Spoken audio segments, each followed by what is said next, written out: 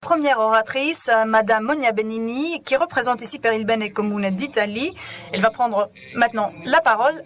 Et Madame Monia Benini est une activiste représentant un mouvement italien qui œuvre pour la sortie de l'Union européenne, de l'Italie de l'Union européenne et de la zone euro, et pour l'adoption d'une assemblée nationale. Monia est une amie de la Grèce. Elle a déjà publié 3 livres en grec et maintenant on l'applaudit. Vous avez la parole. Kalimera. Kalos Vristo. Bonjour, bienvenue. Ça a été dit en grec.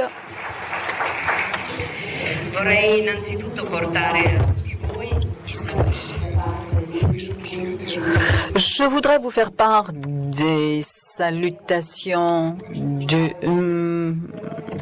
mon mouvement en remerciant l'EPAM pour cette organisation si importante. C'est une véritable opportunité pour avoir des informations, s'informer et agir. Car un système mondialisé a laissé une terre brûlée, conduisant les peuples à une sorte de servitude contemporaine, une dictature qui est gérée par la Banque mondiale européenne, la Commission européenne, le FMI, l'OTAN et d'autres associations internationales mondiales comme celle qui existe en Afrique. C'est une dictature qui agit, qui intervient avec des armes, avec des conditions qui sont insoutenables et avec un mécanisme de stabilité. Ajoutons à cela la dette qui est une nouvelle forme de colonisation. Les colonisateurs sont, on pourrait dire, des technocrates qui sont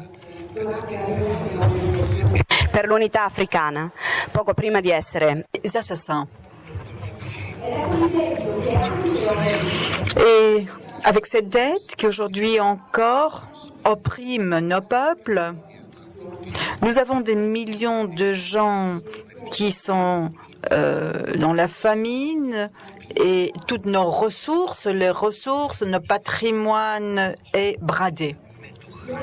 Avec ces dettes, ils ont réussi à imposer dans des pays comme en Irlande, à Chypre, la Grèce, l'Espagne, le Portugal, ces mémorandums, ces outils d'oppression dans les mains des oppresseurs, avec une structure internationale mondialisée fondée sur une monnaie qui n'est autre que la dette, et les marchés peuvent faire tout et n'importe quoi.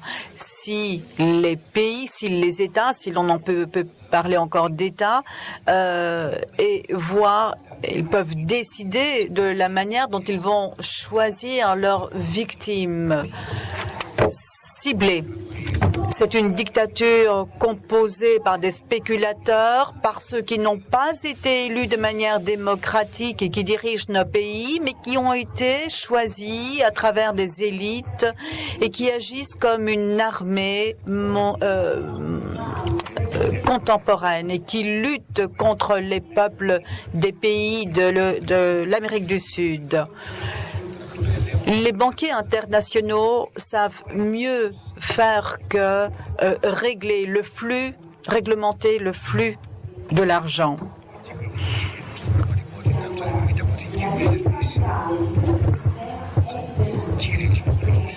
Le principal levier de ce système, c'est l'argent. Et l'arme, c'est la peur. Toute l'humanité et tous les systèmes se fondent sur le pouvoir de l'argent et lorsqu'il est entre les mains des particuliers, il peut asservir des peuples entiers et mener des guerres, des luttes et assurer cette situation de servitude. Ces gangsters et leurs associés utilisent ces moyens pour supprimer leurs ennemis sans un coup de feu. Nos agriculteurs ne peuvent cultiver comme ils le faisaient auparavant, cultiver nos terres. Nos éleveurs ont des pourcentages d'étaux sur le lait,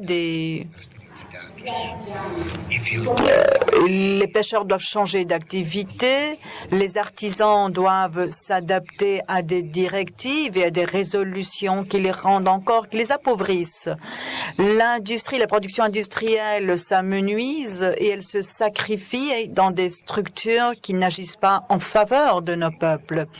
La Troïka impose à tous les pays qui ont des mémorandums, des licenciements, des liquidations, du bradage de nos patrimoine, une situation qui anéantit la capacité d'agissement des gouvernements et qui peuvent être nommés comme de véritables commissaires. Les États n'existent plus. Ils se privent de leur autonomie, de leur capacité à mener des politiques économiques et sociales indépendantes.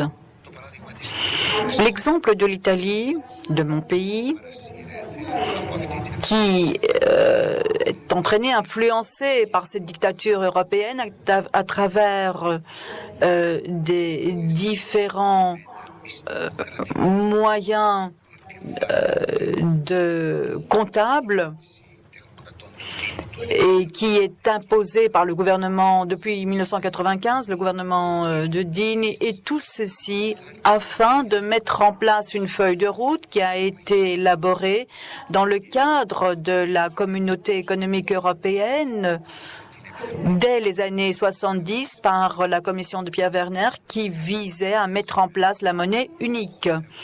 Aujourd'hui, nous avons l'euro. Certains pays ont bien fait de ne pas adhérer à cette monnaie unique, mais malgré le fait que ces pays n'ont pas adhéré, tous les pays sont contraints de payer des sanctions en termes de production, d'emploi. Cet euro, comme dit George Soros, qui n'est pas mis en doute. Car sans cela, nous aurons des pertes impensables dans le système bancaire. Le système bancaire et pas seulement dans la véritable économie.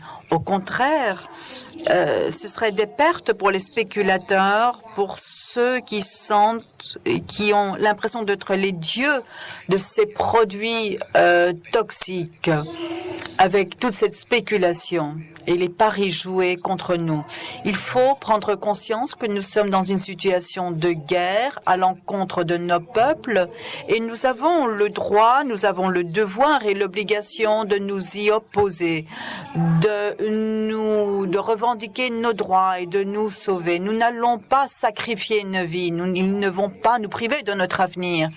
Les pays de l'Union européenne peuvent avoir recours à l'article 50 du traité sur le fonctionnement de l'Union européenne qui permet, à travers un processus de négociation, de sortir de cette dictature européenne. Ceci aura un coût, un prix? Oui, bien sûr.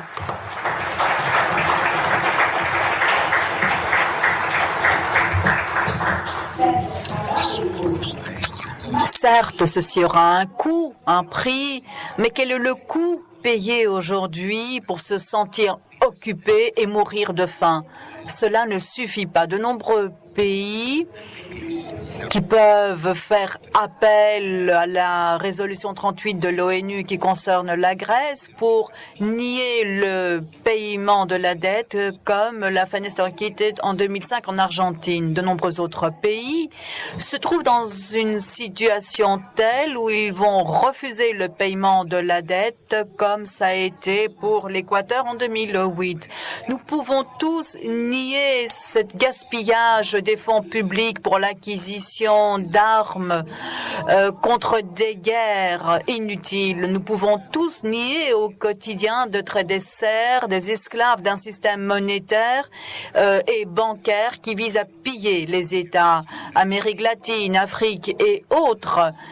Et tous, à travers notre action, à travers notre engagement, chacun d'entre nous peut faire sa révolution dans son pays, à travers le monde, et devenir finalement, faire partie de pays souverains et libres.